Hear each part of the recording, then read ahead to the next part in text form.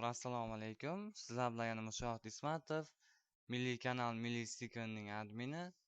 Mana bugun va'da qilgan video darsimni chiqarmoqdaman, ya'ni mobil qurilmalar, Android telefonlar, ya'ni smartfonlarda siz kutgan stiker yasash video darsi. Demak, hamkorlarimizni eslatib o'taman. Ya'ni bu Mover Uz kanali, ya'ni bizning video darslarimizni doimiy chiqarib turuvchi kanal, hamda yana bir video hamkor bu Yuragimda kanali. Demak, darsni boshlaydigan bo'lsak, bizga birinchi navbatda Pixar dasturi, internet brauzer, Telegram messenjeri kerak bo'ladi. Demak, birinchi navbatda Pixar dasturini o'z telefoningizga yuklab olishingizni maslahat beramiz. Ya'ni ushbu dasturni android.uz saytidan olishingiz mumkin. Ushbu saytdagi dasturlarning barchasi Kaspersky antivirusdan tekshiruvdan o'tgan, 100% xavfsiz. Demak, Pixar dasturini qidiramiz. Mana dasturning oxirgi versiyasi, sizga aynan ushbu dasturni tavsiya qilamiz. Demak, hozirda ushbu dastur bizda yuklab olingan hamda o'rnatilgan. Demak, birinchi navbatda Pixar dasturini ochamiz. Men kompyuter yozayotganim sababli hozirda ekran hajmi 1024 ga 600 piksel. Siz smartfoningizni yonboshlatsangiz aynan xuddi shu holat chiqadi. Demak, Draw'ni bosamiz. Bu bizga yozuvlarni moslab olish uchun juda ham kerak bo'ladi. Demak, Draw hamda blank. 512 ga 512 piksel. Okay.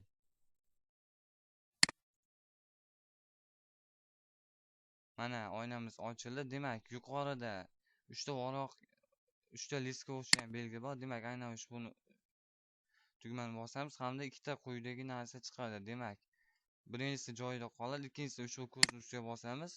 Sahifamiz quyidagi ko'rinishga keladi. Demak, endi ushbu sahifaga yozuv yozamiz, ya'ni mana A belgini bosamiz. Bu rasmingizga qarab turib yozaverasiz. Bu sizning fantaziyangizga bog'liq. Demak, biz SpongeBob stikerlar to'plamini yaratayotganimiz uchun SpongeBob rasmimiz tayyor. Demak, aynan ushbu rasmga mos yozuvni yozamiz. Ya'ni bo'lib to'ppa to'g'ri deb yozamiz. Rangi to'q yashil holatida. Rangini o'zingiz xohlaganday qilishingiz mumkin. Iloji boricha chekkasi oq rangni berishni unutmang. Telegram messenjerida doim ajralib turadi ana shunda. Demak, saqlaymiz. Hamda menda sichqoncha, siz esa aynan o'sha sichqonchani o'rnida qo'l bo'ladi. Demak, yozamiz.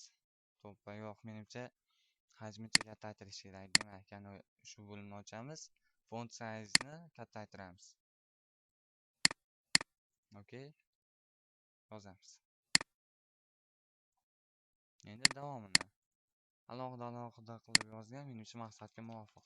Endi klaviatura qo'limni oldida bo'lgani uchun ekranni ko'rinmaydi.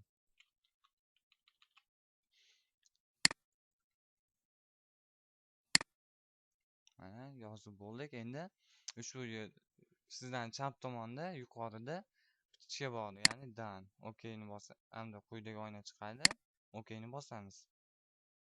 Mana orqasi qop-qora, ya'ni shaffof fonli rasm tayyor bo'ldi. Ya'ni faqat yozuvni o'zi. Endi sizdan o'ng tomonda uskunalar panelida add photo bo'limi bor.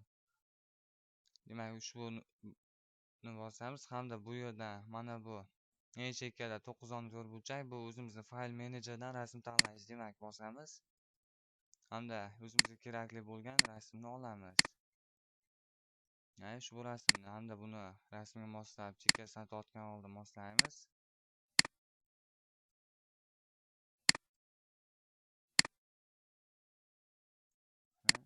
Iloji boricha hajmdan chiqib ketmaslikka harakat qiling.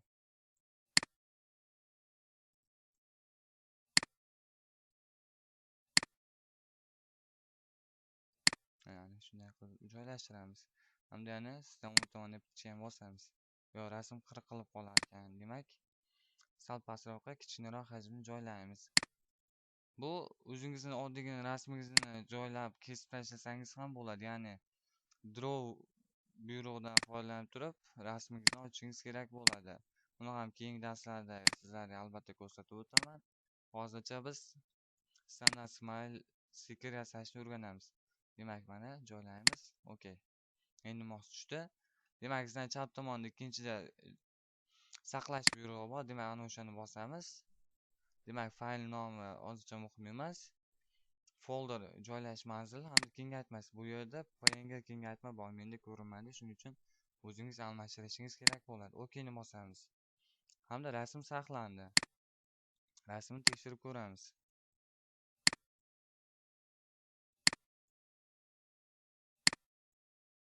Demak, u piksel papkasida bo'ladi. Mana biz tayyorlagan rasm. Orqasi shaffof bo'lgani tufayli qora ko'rinmoqda, ya'ni bu ekranning hajmi. Endi esa doimgidek Telegram messenjerini ochamiz. Hamda bu yerdan stickers button qidirib topamiz. Demak, ochamiz. Hamda bu yerga add stickers buyrug'ini beramiz, ya'ni to'plamga stiker qo'shish. Demak, hozir bizda SpongeBob o'zbekcha stikerlar to'planib turibdi. Birinchi navbatda doimgidek emoji jo'natamiz, ya'ni mana bunday smayliklar. Demak, mana bu bizning rasmimizga mos keladi deb jo'natamiz. Hamda quyidagi holatga yuzaga keladi, ya'ni sizdan rasm jo'natish talab qilinadi. Demak, biz qaytadigan bo'lsak, mana bu yerda skripkacha bor. Buni bosamiz. Bu yerdan bosib tashlab qo'ymang. Bot qabul qilmasligi mumkin. Shuning uchun fayl holati, ya'ni ushbu belgini bosamiz. Hop.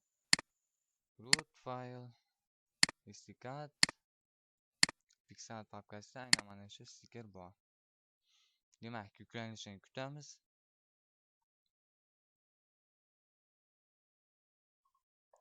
Bo'ldi. There we go. I have added your sticker to the pack. Ushbu yozuv sizga jo'natiladi hamda bir qancha muddatdan so'ng, ya'ni 3-4 minut yoki bo'lmasa 5-10 minutda sizga aynan siz qo'shgan stiker to'plamda hosil bo'ladi. Ya'ni bizda SpongeBob edi, ya'ni stickers SpongeBob uz deb nomlangan to'plam edi. Demak, buni jo'natamiz. Bu jo'natish siz uchun muhim emas. Men shunchaki tekshirish uchun o'ylayman. Uzr, manzilda adashibman. Demak, add stickers ekan.